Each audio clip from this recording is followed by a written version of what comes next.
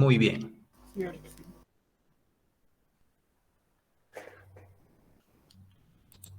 En la muestra que desarrollamos ayer, ¿sí? Incluso en la que yo tenía para mostrarles, se notaba que aparte de la sombra propia que se genera aquí en el cilindro, ¿sí? Y además tengan en cuenta esto, ¿verdad? Hay una sombra propia sobre el cilindro y otras sombras que están sobre los planos de proyección.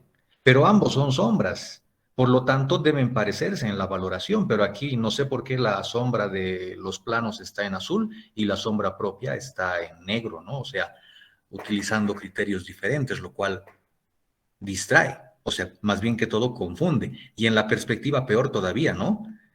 La sombra propia parece estar en negro y la sombra que está en el plano de proyección está en azul, entonces la sombra azul parece más clara, o sea, no parece sombra, ¿no? Y eso lo hemos mencionado también varias veces con anterioridad, pero les decía que además de la valoración de las sombras, ayer yo les había resuelto el ejercicio con el cilindro valorado, como hemos aprendido desde el inicio de la materia cuando habíamos comenzado con algo de perspectiva, donde para generar la sensación de curvatura había un mayor oscurecimiento, por decirlo así, en los costados de la curva, que es donde se achata en la vista, ¿no?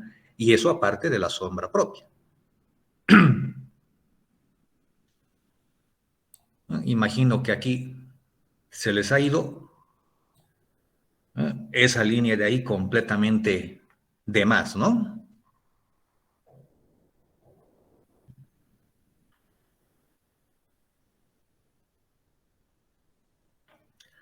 Ahora, respecto a la otra pieza que ustedes han desarrollado completamente, se aplican los mismos criterios que hemos desarrollado. El procedimiento aquí no se nota mucho porque está muy rayoneado y la imagen no es muy nítida, pero al parecer sí, sobre el plano vertical está el quiebre, similar al del otro volumen, y todo bien resuelto. Lo que sí, la sombra propia es lo que ahí está mal. ¿Eh? Tenemos, a ver, borraré mejor esto. Tenemos nuestros rayos luminosos, digamos este de acá, y esos rayos forman 30 grados con el plano, bueno, con la línea de tierra. En la proyección forman 30 grados con la línea de tierra todos los RBs, ¿no? Las proyecciones verticales. Y tal como hemos visto ayer, con una línea,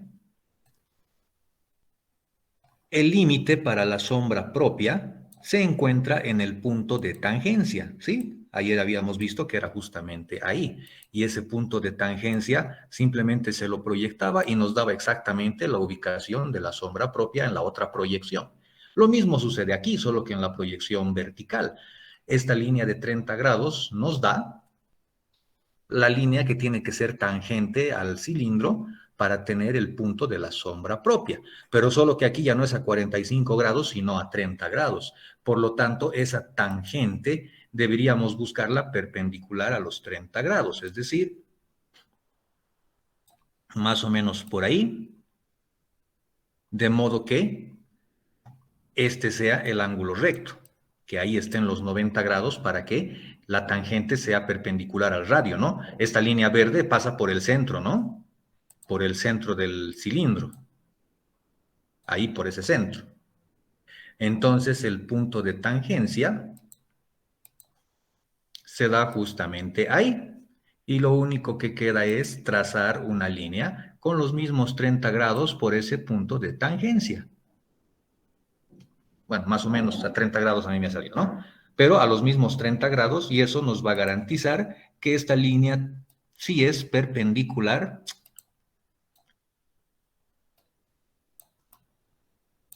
al radio, ¿no? O al diámetro a partir de ese punto.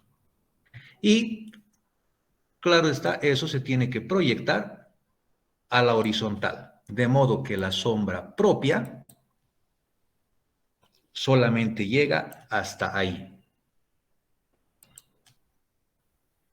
¿Sí? Es decir, ese pedazo está de más.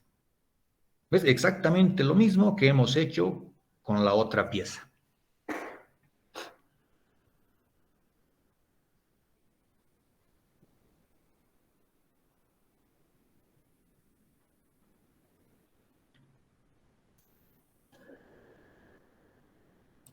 Y en la perspectiva, este punto de aquí, que en la proyección vertical aquí tal vez está por ahí, en la perspectiva deberá o debería verse replicado, y la sombra propia no sería todo, ¿no? Sería solo una parte.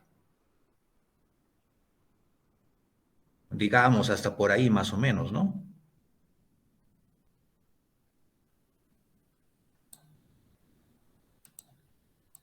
¿Sí? Después de determinar la proyección y ver hasta dónde llega, ¿no?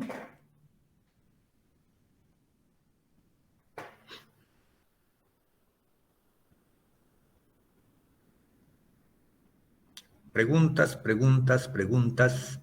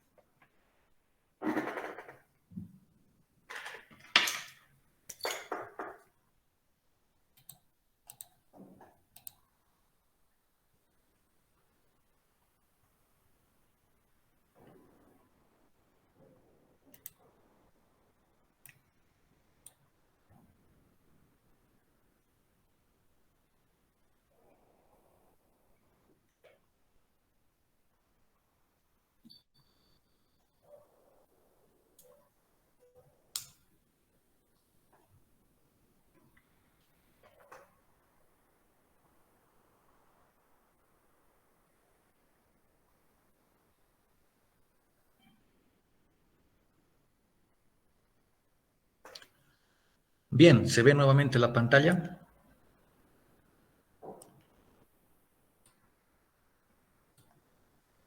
Sí, Arque.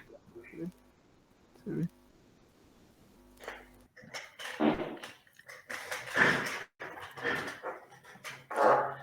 Listo, entonces lo que vamos a hacer ahora a continuación es profundizar un poco el caso que vimos ayer sobre las sombras de ese cilindro que proyectaba sobre su base cúbica, ¿no?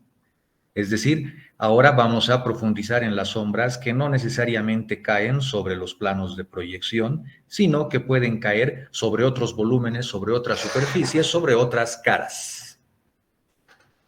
Y a través de uno de los ejercicios que ustedes lo tienen por ahí, ¿no?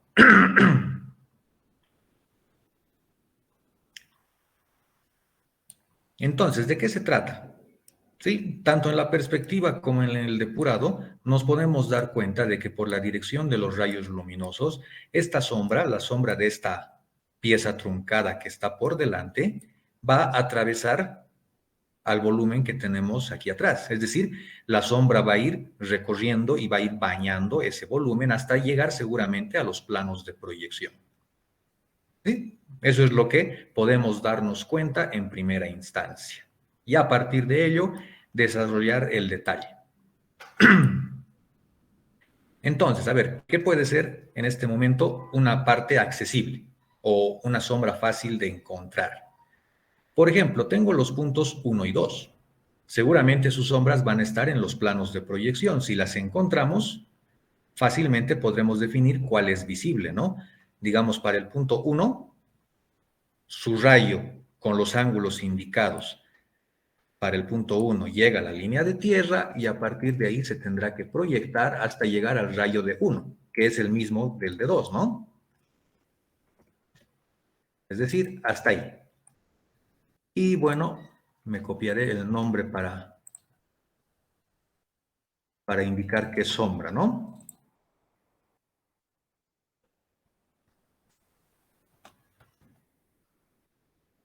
Sombra vertical del punto 1. Mientras que para el punto 2, de la misma manera, llegando a la línea de tierra, se proyecta y bueno, este va a llegar ahí cerquita. Con el mismo rayo que utilizamos para 1, ya que tienen la misma proyección vertical. Y esta es la sombra vertical de 2. Bueno, no hay ningún problema con estos dos puntos, ya están correctamente determinados. Pero lo que nos interesa en este trabajo no son las sombras sobre los planos de proyección, porque ya hemos hecho varios casos y ustedes lo van a completar fácilmente. Lo que nos interesa es qué sucede con las sombras que caen sobre el volumen que tiene aquí delante. Es decir, por ejemplo, sobre esta cara. A ver, digamos, lo voy a resaltar. Sobre esa cara, ¿no? Se nota en la perspectiva que es esta partecita quebrada, ¿no? Que se trataría de otro plano horizontal, ¿sí? Porque esta cara es paralela al suelo, ¿verdad? Corresponde a esta línea segmentada y su continuación por todo eso, ¿no? Entonces se trata de un plano horizontal. ¿Sí? Encontrar la sombra ahí sería el equivalente a sacar la sombra con un cambio de plano, pero no necesitamos teorizar mucho, ¿sí? Por supuesto, también la sombra ahí se identifica como la intersección de los rayos luminosos, pero ahora en ese plano. Es decir, por ejemplo, ahora tendríamos que encontrar la sombra horizontal para que se vea aquí en la proyección horizontal, porque en la vertical esa sombra no se va a ver, ¿no? En la vertical esa sombra está escondida en esa misma línea. Entonces no nos ayuda. Entonces, tanto para los puntos 1 y 2, ¿dónde estarían esas sombras? Me cambiaré de color incluso para que no se confunda con la sombra roja. Ahora, ¿qué va a suceder? Tanto los puntos 1 y 2, en la proyección vertical, a través de sus rayos luminosos, van a llegar a ese plano horizontal. Es decir, llegan aquí. Ya no llegan a la línea de tierra, sino al plano horizontal, igual como ayer hicimos las intersecciones en la proyección horizontal del cubito. Ahora la intersección está visible aquí en la proyección vertical. Evidentemente, si este plano no fuera horizontal y fuera proyectante o plano cualquiera, el procedimiento de intersección, por supuesto, puede ser más largo. En este caso está súper simple. Entonces les decía que tanto los rayos 1 como 2 tienen el mismo rayo vertical y llegan ya no a la línea de tierra, sino hasta el plano donde queremos encontrar su sombra. Y en este caso, bueno, no llegan justamente al volumen, sino a la prolongación, ¿no? Hemos tenido aquí que prolongar la cara superior del volumen para encontrar la intersección y ahora buscamos a los rayos justamente por aquí abajo y el nombrecito también me lo copiaré. Y bueno, voy a cambiar simplemente el orden para anotar. Le voy a colocar aquí sombra de 2, pero proyección horizontal, ¿no? Y que se vea en azul, un poco para aclarar, ¿no? Esto de la anotación se alarga porque al haber tantos puntos, ya nos vamos a ir, digamos que, confundiendo. Y por supuesto, les decía, como este rayo es para 1 y para 2, también utilizaré el rayo que ya tenía para 1. ¿no? El de 1H. Entonces, si esta era la sombra de 2H, la otra intersección nos da la sombra de 1H. ¿No? Bueno, y como podemos ver, esta sombra se sale del volumen. Estas dos sombras deberían caer dentro de esta cara, ¿verdad? Lo que pasa es, bueno, lo de siempre, ¿no? Hemos encontrado las sombras 1H y 2H sobre el plano horizontal, pero no sobre el plano horizontal de proyección, sino sobre este plano horizontal, ¿no? Ese de ahí. Podríamos ponerle ahorita un nombre, ¿no? Y decir traza vertical del plano gamma, digamos. Pero no es necesario. Hemos encontrado las sombras de los puntos 1 y 2 sobre ese plano horizontal. Ese plano horizontal es infinito, pero la cara del volumen es solamente este pedacito. ¿Sí? Solamente ese pedazo. Por lo tanto, nos sirven las sombras que están ahí dentro, pero todo esto está fuera. Entonces, preliminarmente, ¿qué podemos decir para encontrar las sombras sobre ese plano? Hemos hecho ya varios casos en los cuales tenemos un volumen vertical y su sombra sale desde sus patas, ¿no? Justamente como este, ¿no? Miren, el que hicimos ya la anterior vez. La sombra de este lapicito sale desde sus patas y arranca hasta quebrarse en la línea de tierra y sale de su propia base, siguiendo la dirección de los rayos luminosos. Aquí va a ser lo mismo, solo que en el caso de este planito horizontal que está incompleto, fíjense, la sombra se va a dar aquí. Estoy cerrando mi borde y la sombra sobre ese plano horizontal va a ser eso. ¿Sí?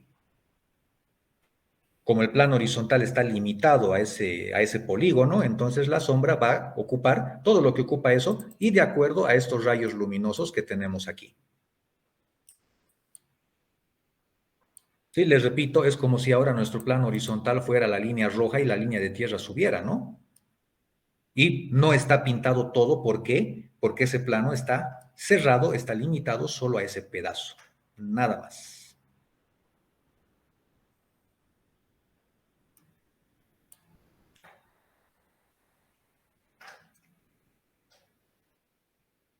¿Preguntas?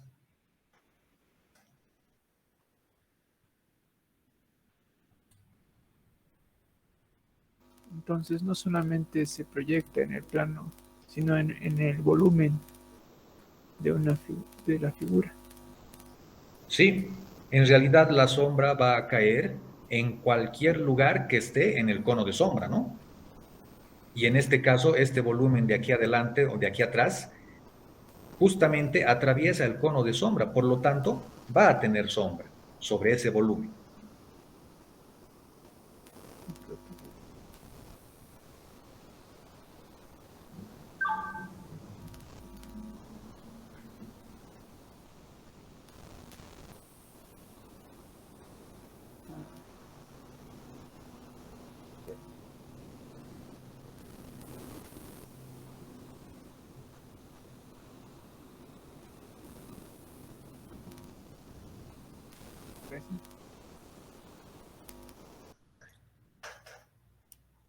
Pero, ¿qué sucede con otras caras? El volumen no solo tiene esa cara, tiene varias otras. Una de ellas es la que está aquí de frente, ¿no? En la perspectiva esta de acá, ¿no? Que se trata de una cara que está en posición vertical y justamente paralela al plano vertical. Entonces, se comportaría como otro plano vertical. ¿De qué manera?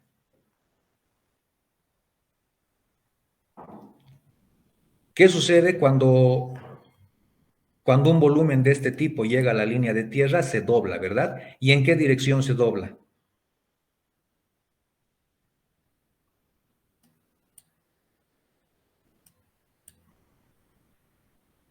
Por ejemplo, para este borde que sale de 2, ¿no? Su sombra, si no existiera el volumen, su sombra arrancaría desde 2 y seguiría la línea roja hasta la línea de tierra y de ahí se dobla, ¿verdad? ¿Y en qué dirección se dobla? ¿O con qué ángulo se dobla? De 90 grados. Exactamente, sube verticalmente con 90 grados con la línea de tierra. Entonces va a pasar exactamente lo mismo con cualquier otro plano vertical que se interponga. A ver, seguiré mi numeración. 1, 2, 3, 4. Este que se llame 5, pero lo voy a poner azul primero.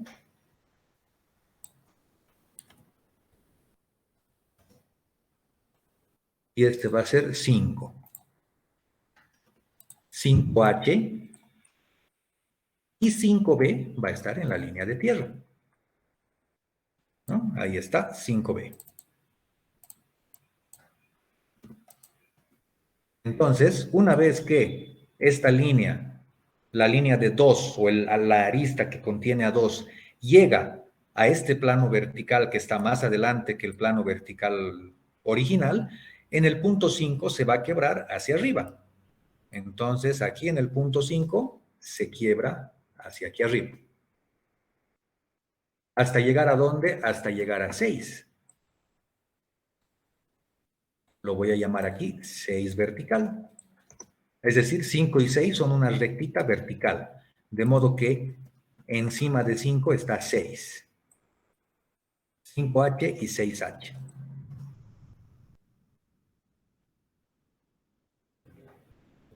Y por supuesto en la proyección horizontal esa línea 5, 6 se ve como un punto, pero en la proyección vertical sí podemos ver el segmento 5, 6. Fácil, ¿verdad? O sea, básicamente sobre esta cara ya tenemos otro dato. Voy a ir pintando la sombra a medida que avancemos entonces. Ahí está. Ese pedacito es la sombra de este volumen sobre esta cara. Podríamos encontrar más puntos, pero ya van a caer fuera, ¿no? Entonces ya no vale la pena.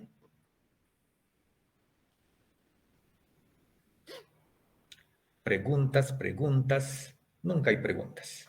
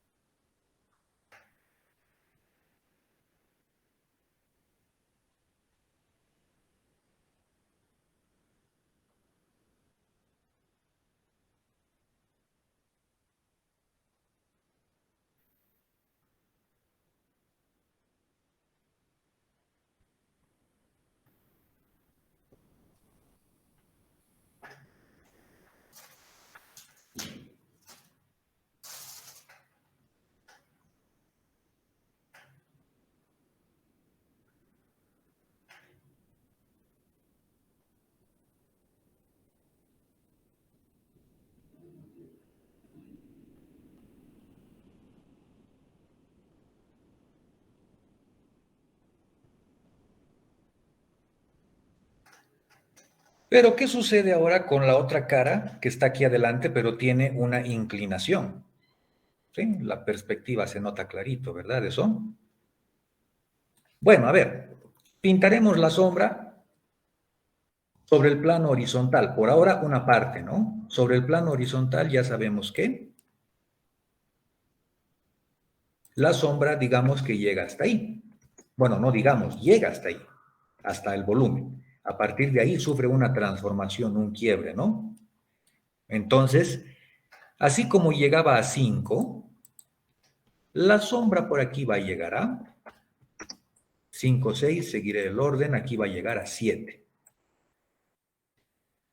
Ese puntito que sea 7H. Y a partir de 7 se va a doblar. Este es 7H y 7B está en la línea de tierra y coincide con ese vértice, ¿no? Por el ángulo de los 45 grados. Ahí está 7B.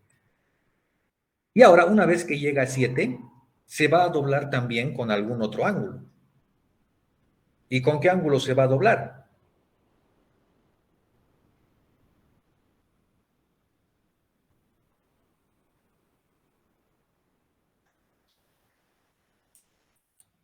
llegamos a 7 y en la proyección vertical va a haber el quiebre, se va a notar el quiebre, pero ya no va a ser como 5, 6, porque este plano de aquí ya no es un plano vertical, sino un plano inclinado. Es decir, un plano paralelo a la línea de tierra. Por lo tanto, tendríamos que encontrar una sombra con la intersección de los rayos R con un plano paralelo a la línea de tierra. Es decir, un procedimiento que ya conocemos. Pero, en este caso, no es necesario aplicar ese procedimiento porque el ejercicio está parcialmente resuelto, ya que este punto 7 obligatoriamente tiene que juntarse con este punto de aquí porque es la continuidad de la sombra, ¿no? Así como las intersecciones que tienen que ser continuas en el borde de un volumen, si no pueden saltar de una cara a otra, ¿no? Aquí también la sombra va a ir de 7 hasta 8. De 7H a 8H. En la proyección vertical el punto 8 está arribita, ¿no? Entonces este es 8B. Entonces la sombra va a ir de 7 a 8. Entonces para la cara inclinada del lado derecho, esa es la sombra. Mientras que en la proyección vertical, la sombra sería esta inclinadita de 7 a 8.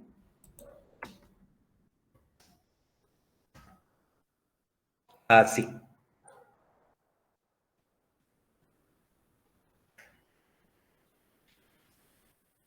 Ya hemos resuelto la sombra sobre 3 caras, ¿no? La cara horizontal, la cara vertical adelante y la cara inclinada adelante.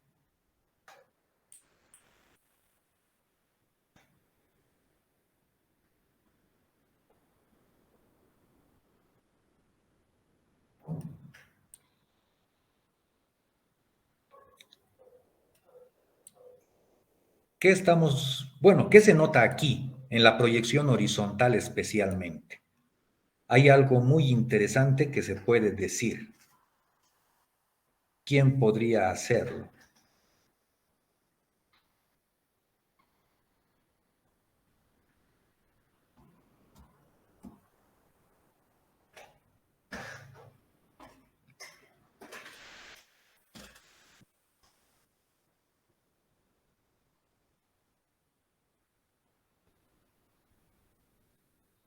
¿Qué diferencia hay en esta sombra con una sombra si es que no existiera el volumen de atrás? Si no existiera este.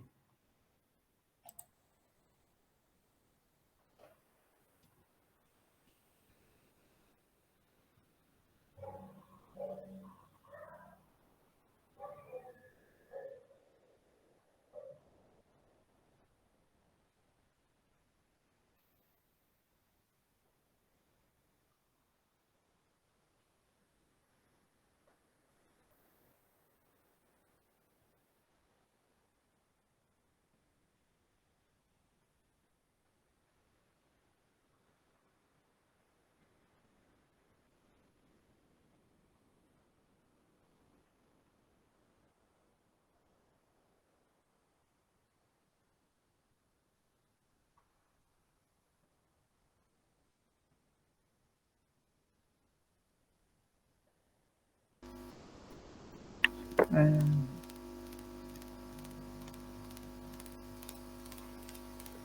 la, la bajada, esa sería la diferencia de... Eso es lo que falta, pero la pregunta en este momento es, ¿qué diferencia hay entre estas sombras que estamos encontrando?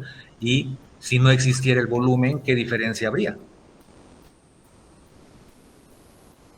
Eh, que la sombra del volumen sería uniforme. No existiría el... Y refiriéndonos aquí a la proyección horizontal, eh, estaría proyectado en el plano, ¿no? claro, pero o sea, en el resultado, o sea, estamos comprobando todo eso. Todo eso lo hemos desarrollado y lo hemos ya plasmado aquí. Pero en este resultado, ¿qué diferencia hay? Uh,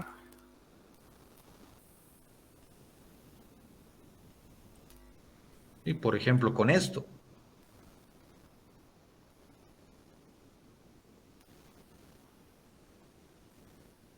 Aquí podría ser que tiene elevación y por lo tanto cuenta con distorsión. Pero aquí, ¿dónde está la distorsión?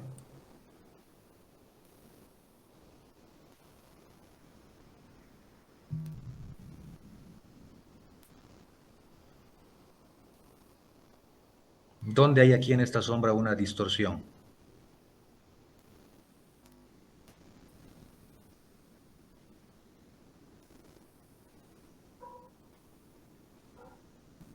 Se podría notar más en la perspectiva.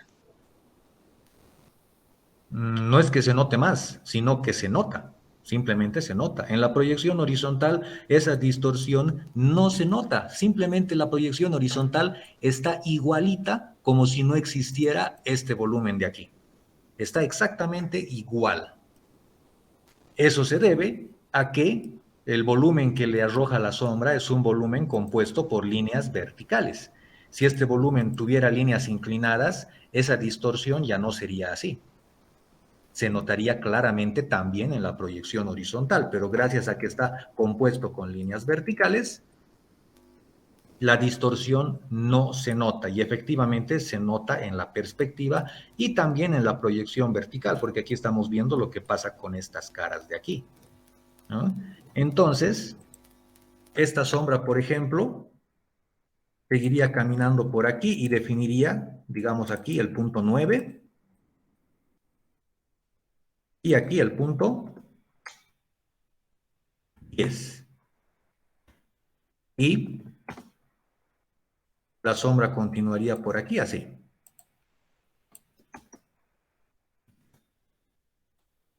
Bueno, y claro está, continuaría después, nuevamente retornaría al suelo, al plano horizontal, para retomar, por decir así, su trayectoria original y luego quebrarse en el plano vertical, como ya sabemos.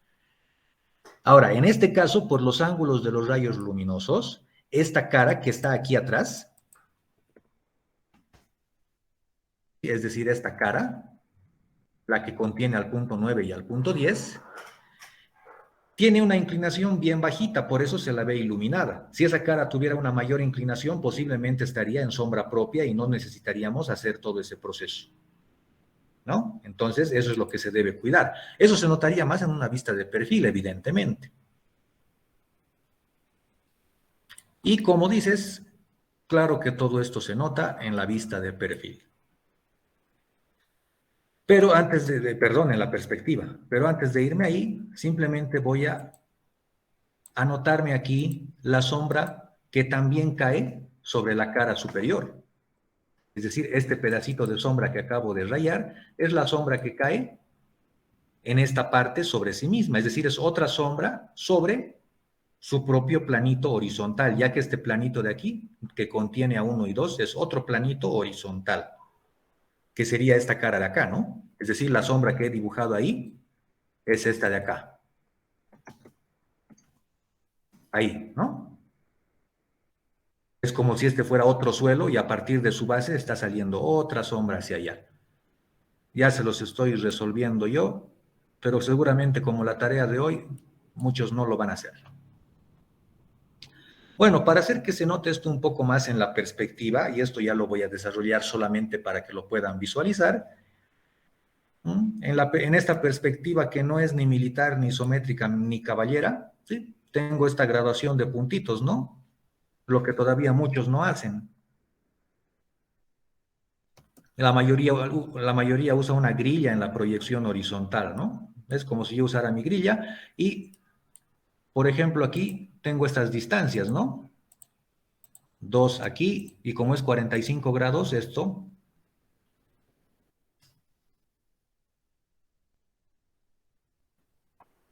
¿dónde está? Mal he redondeado o mal he trazado esto.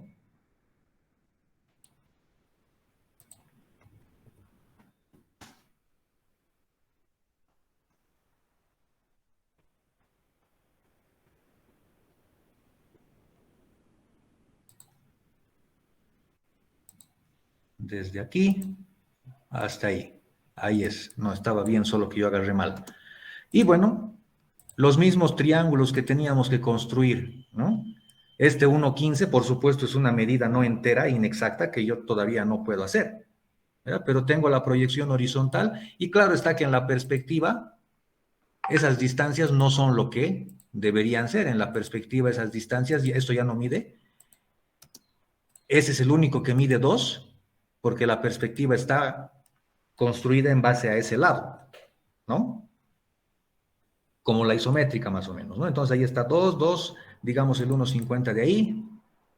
Ese 1,50 es la parte reducida, pero yo tengo aquí la proyección horizontal y como tengo aquí 2 y 2, estoy seguro de que esto es 45 grados. 45 grados en la perspectiva, ¿no? Entonces,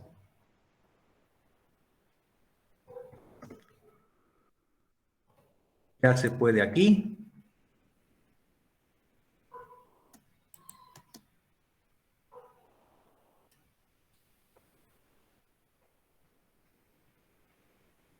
Aquí he copiado mal una distancia porque esto no llega donde debería llegar.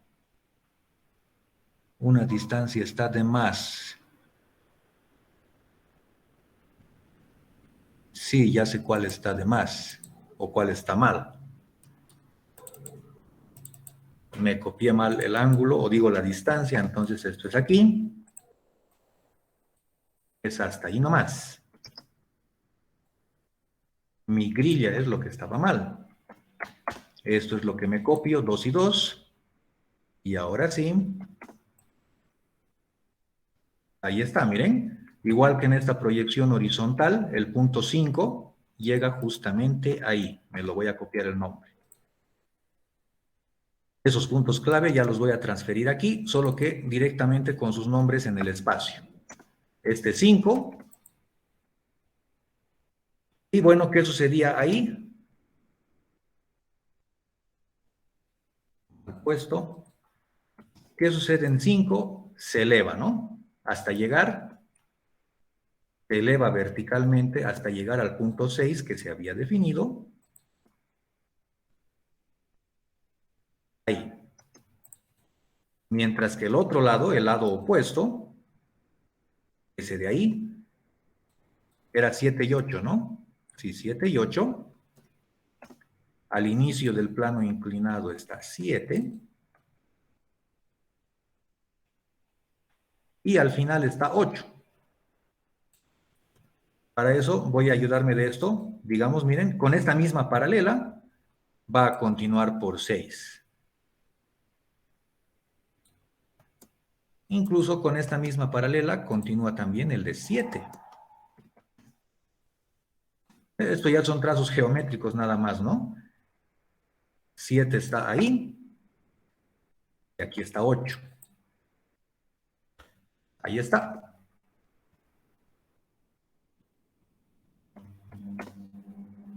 Este de aquí es 9. Y bueno, 10 no se nota porque va a estar aquí escondido. En realidad 10 va a estar escondido. Ahí, ¿no? ¿Lo ven? En la base. Sí, sí, sí. Aquí. Por coincidencia me cae ahí en esa línea negra, ¿no? Ahí estaría 10. Y bueno, la sombra que yo puedo valorar aquí, la voy a ir cerrando para que se note mejor.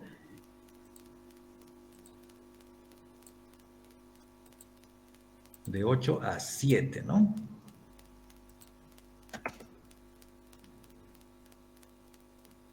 Claro, incluyendo este pedacito que sería la sombra propia de la cara del costado, ¿no?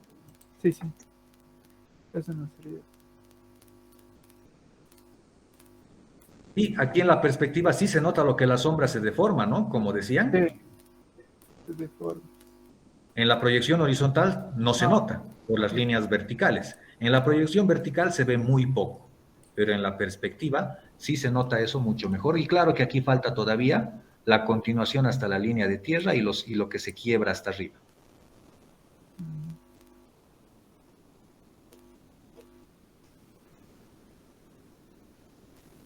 ¿Preguntas?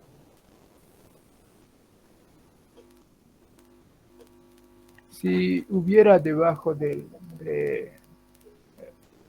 o encima de la figura otra figura geométrica, se distorsionaría más, ¿no? Claro, habrían más planos donde encontrar más sombras.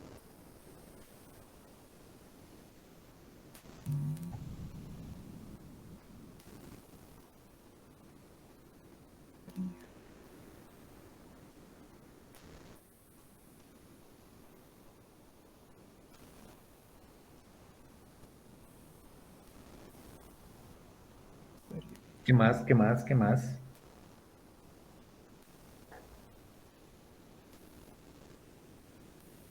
En verdad se distorsiona demasiado.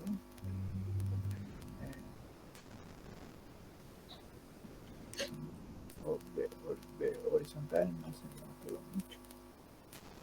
Porque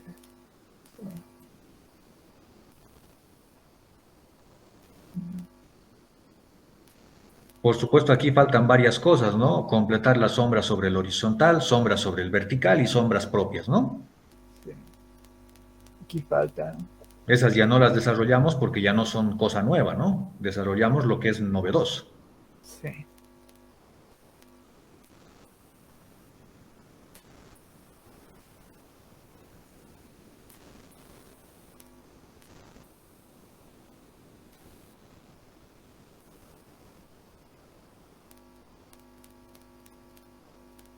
Ya no sería en el plano, eso es lo que es interesante, ¿no? Ya no sería proyectado solamente en el plano, sino anteponiendo una otra figura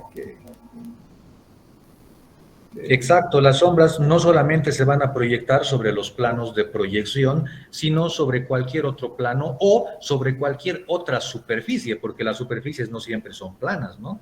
Si aquí yo colocaba un cilindro en vez de esta pieza, la sombra hubiera tomado una forma curva. y